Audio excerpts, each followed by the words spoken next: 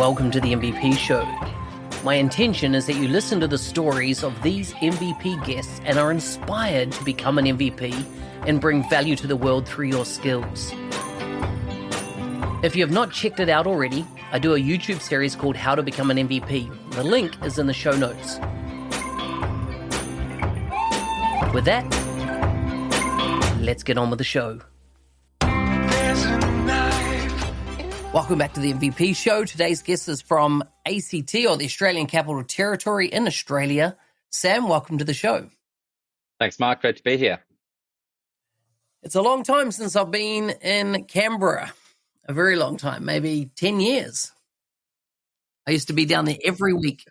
Very good. No, a lot's changed. Unfortunately, we've gone through our fake spring recently, so it was lovely and warm last week, and now it's cold, windy, and raining again this week, but it'll change again. So going through the 4 seasons in a week at the moment. Yeah. The unique thing with ACT, right, it's about 2,000 meters above sea level or something?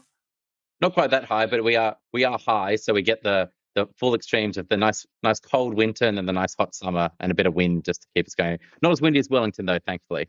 Yeah. I know that they used to tell us, as I say, I used to almost fly in and out weekly when I was living in Sydney, that something got to do with the altitude sometimes affected takeoff because the altitude of the airport. Yeah, I've definitely had some bumpy flights. I know you have to be careful of the fog, especially in sort of autumn. So you've either got to get the first flight when the plane's already in, otherwise there might not be any planes coming for a few hours. But then you also risk the time when they need to de-ice the plane. So it's a very fine balance. I've had a crazy attempted landing once on a Sydney flight down, and you can imagine they're quick flights, right? But we're just fog. And I always sat in 1A as a general rule because I was flying so much. And then all of a sudden, just they full thrust on, and we just it felt like a vertical climb to get out of there. And then they're like, "We're done. We're going back to Sydney." So yeah, I know what that fog's like.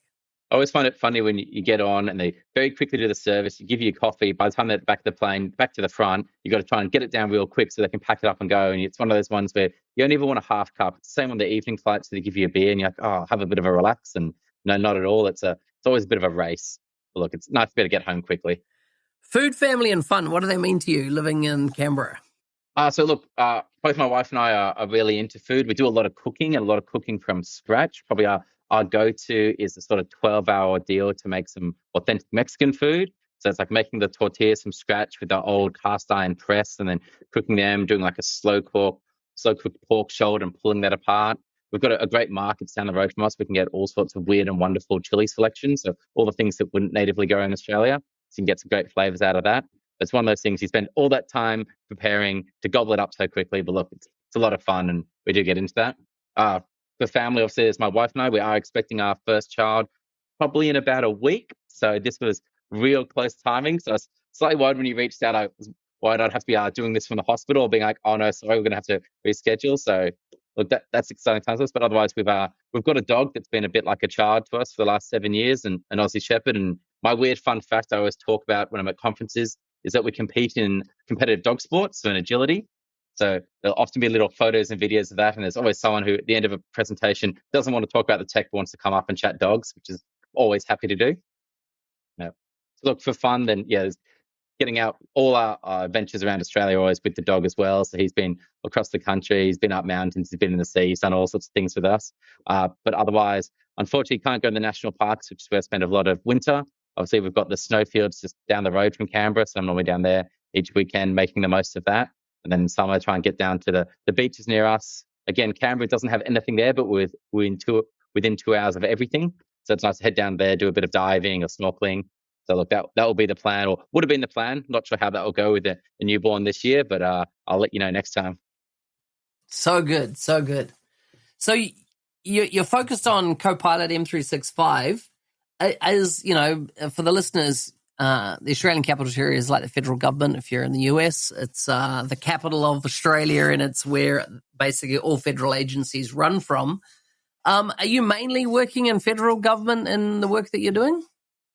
So federal is our largest client base, and it's where I spend still the majority of my time. But more and more, we've seen over the last few years a shift towards critical infrastructure providers. We've seen, look, the Australian government changed some legislation known as the SOCI Act a couple of years ago, and effectively the best way of putting it is it no longer became voluntary for critical infrastructure providers to care about security.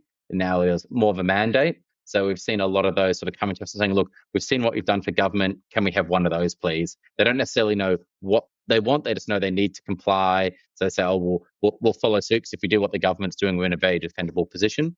And a lot of that now, obviously, they're all in the cloud. They're all using M365. And that's one of those things we spend a lot of time getting it right. When we talk about critical infrastructure, are we talking about assets that if they came under a cyber attack of some sort could potentially impact the lives of people in the country? Power stations, things like that? Perfect example, and that's one of the go-tos. The ones that most often pop to mind for people are electricity providers, gas providers, water providers, all those things that we can't really live without, but also, especially for gas, have the potential to go boom if you misconfigure them. And obviously there's all the OT sides. You've got all your industrial control systems, the things that turn power, water, gas on and off. Then there's all the other assets as well. And all the information assets we see is a big one. We've seen so many organizations ran into the cloud, ran into M365 at the start of COVID. Suddenly they needed to do it. And it's been one of those things to say, oh, we'll come back to that later. Unfortunately, there's been a number of breaches, especially across Australia in the last couple of years, and a lot of information is getting out. And that's PII. It's people's personal information. And think of all the companies you've signed up for. You can't not give over your personal information when you sign up for water, power, and gas. So it's there. You've got all your financial information as well. And those services don't work if all that goes down. So a lot of that now is working with those clients. Oh, look, we've gone to Microsoft 365, or now we're about to go and start on our Copilot journey. Is this a good time to check out how we've gone? Or you get one of those questions where they say, oh, it's secure by default, right? And you sort of say, well, look, it has the ability to be secure, but only if you turn the right buttons on and off. And then that often leads into those sort of stories that you'd imagine. So what are you seeing around adoption of Copilot? The free version of Copilot, what was Bing Chat for Enterprise, look, Microsoft's turned that on for everyone. And we see most clients having a play with it. At least very, very few have turned that off. We say, look, it's kind of like Google with more smarts, right? It's a better way of asking a question and getting an answer and getting a reference. So if you're not sure, you need more information, you can click on that. Microsoft 365 Copilot is definitely picking up a lot of steam. Federal government's really got behind AI and generative AI in particular and said, look, we don't want to be left behind. We need to get going on that. So a lot of interest in 365 Copilot. Challenge with all these things is cost. It's not a free service. There are expenses, and it can be quite hard for a lot of clients to show their return on investment. So there have been a lot of challenges around that. But also the data security aspect of saying, again, so many clients took all their on-prem data, moved it to the cloud some time ago, did their SharePoint service, SharePoint Online migration, great. And they've kind of just assumed it's all right. And that's a big part of what we're doing now. It's what we call a M365 Copilot Readiness Assessment, where we go and look at your data. We find all your sensitive data using things like Purview and the sensitive information types, and then look at how shared that is. Is it open to everyone in the organization? Is it shared externally? Is it in certain groups? And then finding that Venn diagram, that magic sweet spot between the highly sensitive data that's also overshared, and then helping clients and agencies go and clean that up first and saying, well, look, it's great that your EAs have this giant spreadsheet of everyone's corporate Amexes for booking travel. That's super useful to them. That's fine, but that should not be in a location that's accessible to everyone in the organization. So if someone goes ask Copilot about corporate Amexes, there's a risk that it might show that, and that could lead to fraud 101, right? So there's those great abilities of Copilot being so powerful of finding that information that's been lost somewhere, but then not everyone knows where their data is or what's there. So it's great to help them understand that and then lead to those DSPM kind of conversations as well. And so are you then setting their environments up, those that do adopt, to, how much are you getting into the zero trust side of things and making sure that, particularly document classification is automatically done, metadata updated, blah, blah, blah, all that kind of stuff? Is that your bread and butter, configuring those type of setups for companies? Absolutely. And look, zero trust is a great one. I'm glad you mentioned it, because it's one that we've seen. It spikes up every sort of year. At some point, everyone gets excited. We'll get back on zero trust. Then everyone sort of changes tact, and then it pops up again. The Australian government's recently released some guidance on zero trust. Look, we'll say better late than never. But look, it is really, really helpful, and it is where we need to go. I think the data labeling is really key. I think surprisingly, the Australian government has been really good at data labeling for a while because it's what they use for classified data. The challenge of that, though, it is all just about classified data. So there's a lot less of thinking about what's sensitive because it's PII, what's sensitive because it's health information, what's sensitive because it's financial. So those challenges are marrying those two up. But we say, look, it's so often people kind of say, oh, we want to do DLP. And we say, great, yep, data loss prevention. something you definitely should be doing. It's on your zero trust journey. Good. How's your labeling? And they say, oh, what do you mean labeling? And you realize there's a lot of it. It's sort of that running before you can walk, having to take that step back, working with those clients and say, well, look, what do you want to do about data? In government, they require that users classify data themselves. You can't use auto labeling. It's got to be user driven. So you make that decision. And that's good in some ways because it means everyone has to buy in. But the challenge is then you are relying on humans to do it. I'm not a huge fan of auto labeling of everything. I think there's that bit in between. I like things like Purview providing a recommendation for label, but still requiring the human to be involved. So you can't wash your hands, say, oh no, I didn't mean to spill that data. Purview said it's okay. There's that, look, you have your recommended label, but have a little bit of a think. And we know humans are the best and most important line of defense in cybersecurity. So I think we want to make sure they remain in that loop.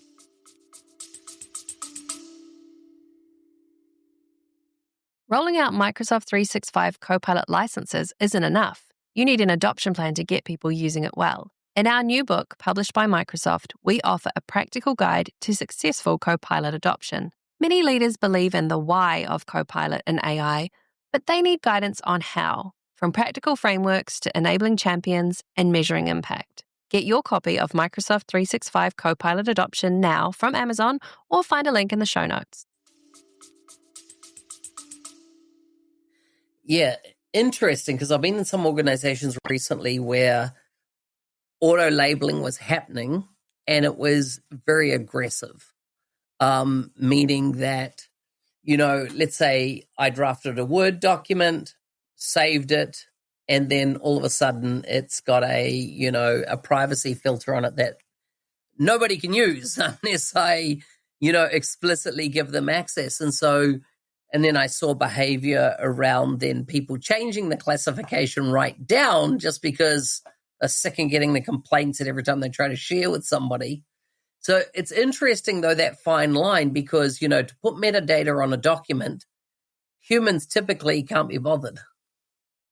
Yeah, so that's why I think you need to, what we do is that mandatory labeling. You say, look, before you can hit save, before you can send that email, before you can upload something, you have to enforce it there.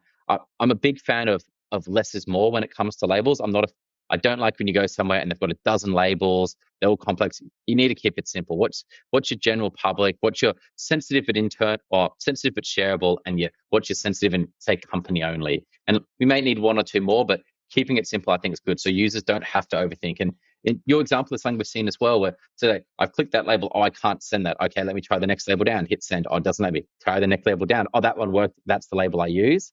And again, you see some organizations, their labels just don't make sense. If you can't instantly look at it and understand, I know what those 3 or 4 things do, then people aren't going to use it properly, right? So I think it's finding that right mix between the technology and the capability, but what's going to work in the real world.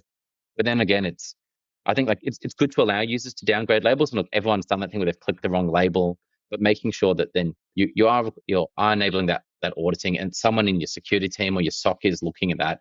Even if they're using something like Security Copilot now, so we'll look at all the files that have had their labels downgraded and pick out the top 10 that we think we need a human to check. And then it might be a 5-minute activity for an analyst to open those up and say, oh, yep, those look fine. No worries. They're just misclicks or mislabels. Versus once you're like, no, that looks a lot like a whole lot of credit card details. That shouldn't be public. We need to go investigate further. Yeah, totally. So how are you personally using AI in your job? Look, that's another great one. I have a couple of examples. I'll actually tell a story first about how I use it in my personal life, because this is one of the fun ones. One of my other things I do for fun is to play a bit of Dungeons and Dragons. I'm currently the Dungeon Master, and I've been writing a campaign that our group have been playing together since January. And I use M365 Copilot to help me with that. So I've got it trained and said, look, whenever I join this chat, I'm going to ask you questions that are purely about Dungeons and Dragons. It's not about work, it's about nothing else. So I can use it and effectively have pre-trained it, so I can just put in the name of a spell or ask it about a monster, and it'll give me the stats and it'll make that information available. So yes, we still have our stacks of paper and pens and do all that, but there's always someone has an idea or you need to check something, and it's great being able to pull that up and not spend wait, give me 5 minutes to flick through this, or let me try and Google and find that it can just pull it over and it knows that context. The reason I like to tell that story is because I think it's good to think about interesting use cases. And I found that for work, it's that pre-staging and saying, hey, I want to talk about this topic, Copilot, and now I'm going to ask you a series of questions and go and pull that information together. But a lot of people get upset and say, oh, I asked Copilot to find this and it couldn't find it. Why didn't it work? You realize, well, you've used an acronym without any context. We've had a conversation about it. We know what we're talking about, but you've turned to this machine and kind of assumed it can read your mind and know that background. But if you sort of give it that little bit of input, you get so much more back. But look, my favorite one is still the meeting recordings and Teams and the notes. So obviously we're consultants. A lot of time means you're doing big workshops with clients. Back in the day, you had 1 or 2 junior consultants taking all those notes. And I know when I started as a grad, one of my core duties was attending these meetings and taking pages of what was then handwritten notes. So I love having Copilot on. You say, look, we're going to use this. And then 5 minutes before the end, stop the meeting. Hey, Copilot, can you summarize the meeting? Can you give us the action items? Can you give us the minutes? You put them up on screen, you live edit them, and then everyone says, yes, we're happy. And at the end of that 1 hour, 2 hour meeting, you hit send and everyone's got the meeting. They've got the minutes, they've got the action items, and maybe even the agenda for the next one. And it saves that time of going back through, reviewing, sending it back and forth, having those conversations. Oh, no, I didn't say that. Someone else said that, or I want that changed. So we've seen that sort of one where you can very directly draw value from it and say, look, the value of having this license is we've saved 2 man hours of his consultant. That's X number of dollars. That's more than paid for the license. Great time. I think that's a great one. I use a lot to start content. So if I want to write a blog post, I'll often say, hey, Copilot, here's what I want to write about. Give me some ideas, or from things I've previously written, pull together what's worked. And I find that's good as an accelerator. Does that make sense? Yeah, totally. So kind of as an interesting use case I heard recently was somebody using it with whiteboard and saying, you go to start a workshop in whiteboard and you say to the room, so give me some, grab a Post-it note and chuck it on the board, and there's crickets, right? Nobody wants to be the person that takes that first move. And what they were using a Copilot prompt in whiteboard to populate 3 Post-it notes that were on topic, examples, and then they found that that kind of launched people to go, and they would start thinking and be off to the races. Breaks away from that blank page effect. And I think so many people are challenged by that. I know a lot of the team use it for PowerPoint decks when they don't know where to start. So you say, get it to start it. It might not look right. It might not have all the right data, but it gives you something and then you can edit. I do have one other fun anecdote though, and this isn't a use case I have, but one that one of my former team members used. He'd spent most of his life in the Air Force and as an officer, and he liked to describe that as he used to shout at people for a living. That was fine. It's what they do. Came into the commercial world, became a manager there, and was emailing people. The problem was his emails would end up being probably overly direct for the corporate world, shall we say. So that didn't always work. So he started using M365 Copilot to review the tone of his email. So he'd write an email and say, hey, Copilot, what my tone? And if it came out dominating, aggressive, ordering, then he'd use it to help him rewrite it and say, look, can you make it more casual or can you tone it down? And that worked really well because a lot of the team were like, oh, he's being so much nicer now. We're getting on it, feels less direct. And it was a great way of helping balance those sort of soft skills or adapting to different ways of doing things. So I thought that was a really cool use case. And I think there's others I've suggested that to since. I'm like, look, the way you're presenting this, think about it. My other favorite, though, which is another one of just getting a different perspective on work, is often we'll write a large report, like an M365 security assessment, and it could be 50 pages. We know we're going to go and do a half an hour call and present those key findings to a client. So say the simple, let's write an executive summary. Then what I'll often do is say, cool, cut that out of the document. Hey, Copilot, here's the report. Can you write an executive summary? And see what it pulls out, because it's effectively having an external view. If it matches what the consultants have said, cool, we've hit those points. But if it pulls out 5 points that are completely different, we need to look at that. Is it because we put too much focus on those, or have we not put enough focus on those that we see as really key and we need to adjust that? So it's a way of having an external reviewer look at it and just check what someone else with a different background may view the report as. We found that's been a really good tool, both from checking the work, but also then for training up a lot of the junior staff on how to pick out those key parts or how someone else may interpret their work. So that's been quite useful too. It's very good, very good. What's on your AI backlog list? The list of things that you're going, you know what, I need to actually spend some time doing that because I need to understand that area. Look, I think a bit more is getting into and playing with Security Copilot more. I found we've had some great examples, but it's really good at certain use cases. Some of the predefined ones that Microsoft have built are great. They work exactly as they say on the tin, really good. But then other ones, you try and vary them and it kind of falls off quite quickly, and it's trying to find that balance. We run a stock. We have a number of very large clients on there as well. And there's always that pressure for how can you reduce costs? How can you build AI? And how can we increase the speed of response? And that's what I'd love to do. And kind of what we're talking about before, that example of using it to pull out examples where people have downgraded a label and then check if it's legitimate or not. So I want to play that more. I think the rate of change in that space especially is so rapid as well that you have a conversation with someone 1 month and you say, oh, look, it can't do that. The next month, you can't just rely on what you said previously. You've got to check it because suddenly new integrations there. It's picked up more space. But I find it's also just challenging it with some clients. They say, oh, yeah, just turn it on. We'll just use it. And you say, well, look, there are cost implications. You still need to pick it. So I think it's very much defining the use case. I'm a little hesitant with AI and people say, oh, look, here's just a tool, go and use it and figure it out. I'm much prefer to say, well, let's come up with some use cases first. Let's work out what we want to do with it. And look, we'll probably find some extra ones as we go. But I think you need to have a bit of a starting point, a bit of a goal. And sort of the same approach we've always had with consulting. And look, I come from an engineering background, so I kind of always have that, almost you might say now, bad habit of falling back to your requirements. But I think in the AI space, it is really important to set up, look, what are you trying to get out of it? Is it you want higher speed? Is it you want more efficiency? Is it you have a specific problem or process that your team hates, no one ever pays attention because it's slow and boring, and therefore it makes mistakes, and finding that. And that's why I see the Copilot space in the security world is finding those reviews that people hate doing, like those monthly audits that, no one really wants to do. It's a tick and flick activity. So they probably don't, they've probably got the TV on in the background, or they're listening to music and they're kind of just ticking box and say, look, that's a perfect use case in my mind for AI. So it's not going to get bored. It doesn't mind doing the same task over and over again, but then it doing that, summarizing it and calling out a couple of points. Then the human, instead of reviewing 100 items on the checklist, just pulls out the ones that have been flagged as maybe needing some extra view.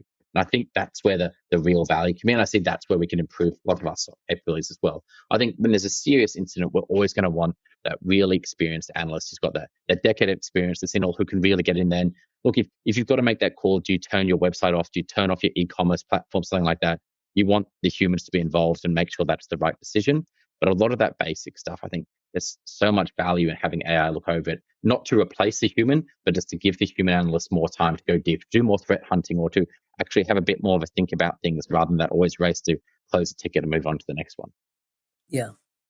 But as you said, it needs time to have a bit more of a play and sort of challenge it a little bit more as well. And also see how well you can get around it. Because we know that attackers are doing the same thing. They're turning it on. They're seeing what they can trick with it. I know our pen test team loves it when M365's Copilot's on an environment. They'll jump in and start asking it questions first. Look, you can't ask it if there's any passwords in the environment. It'll say, nope, ethical filter will jump in. You can ask it if there's storage account access keys, because for whatever reason, Copilot doesn't see that as a password. Or you can say, what are our emergency procedures? What do we do in a break glass event? And often it will then direct you to a stop and tell you who holds that credential. And you're like, cool, that's who I'm now going to go and fish. So it's very capable in some ways, but it can also be a tool for both good and evil. That's so true. That's so true. Things are changing fast in the space, and you're in a role that's obviously seeing that happen. What are you doing to future ready yourself, or making sure that you don't become obsolete? Oh, that's a great one. I guess so much of it is that, like I hinted at before, is that you can't just rely on what you knew last month or last year. And it's really bringing that continuous professional development in. Part of that is, there used to be this concept, and I know all consultants will do this. You're like, I'll take the last report, I'll update this, I'll make some changes and go. And we said, look, you can't do that anymore. There's too many things that are changing. So a lot of that is that continuing education. So saying, look, every time Microsoft's putting out their blog post or they're doing a presentation, not everyone has to go to everything, but we've always got to have a representative. Someone go, listen in, and report back to the team. So there's a big focus on sharing the information. So the best person in the team isn't the person who's got the most information. It's the person who's best at sharing the information and asking the right sorts of questions. That's a big focus for us. And it really is just that going through even things like our Microsoft 365 assessment. Everyone is different now. And if you do one last month to this month, some of the settings will change. And a lot of that is that we have effectively this giant catalog of information or knowledge base we have. But then every time we see a default configuration change, you update it. But especially now we see Microsoft's changing those things. They're now disabling basic authentication. Great. But there's things that are on by default now that didn't used to be, or vice versa. And it's great keeping that historic catalog as well to say, well, look, if you turned on your tenant at this date, this is what your defaults would look like. If you turn on at this date, this is what it will look like. So when you say, oh, we have the default configurations, it's asking that follow-up question, well, when did you start? What would that look like? And you get to track that back. But really, I think it's so hard. And it's really hard for a lot of our clients to say, oh, look, we did this review 12 months ago. We haven't made that many changes. It should be the same. And you say, well, even if you haven't been making changes, Microsoft have brought out dozens of new features. They've deprecated others. They've moved ones around in the console. So you can't just rest on your laurels. So, which I think is exciting. And I know it's why a lot of the team love this space, because it is constantly changing. And there's a bit of that sort of almost gamification of it, of like, oh, that changes, I've got to keep up with that. And it's kind of like that old whack-a-mole game. But it is challenging. So I think we found like whenever people go on leave for a while, they take a couple of months off, and the first thing coming back isn't that, no, you don't just jump back in. It's here you go, here, catch up on what's been happening, maybe redo a cert, have a bit of a play again, and then get back into it. It's also why we encourage everyone to have their own tenants, and either through things like the MVP program or even just like demos.microsoft.com, just get in there, have a play and see what it looks like, especially with the things that move consoles. And you say, oh, I know where that's setting in. There's nothing worse than being on a live call with someone clicking around trying to work out where it's moved to. Yeah, so true, so true. Yeah, in front of a client, nothing worse. Sam, it's been so good talking to you. We've ran over time, but man, you're an intriguing guy. So thank you so much for everything you've shared. Oh, look, thank you very much for having me, Mike. Always great to come and have a chat, and maybe next time I can do it face to face. Hey, thanks for listening. I'm your host, Business Application MVP Mark Smith, otherwise known as the NZ365 Guy. If you like the show and want to be a supporter, check out buymeacoffee.com/NZ365 Guy. Thanks again, and see you next time.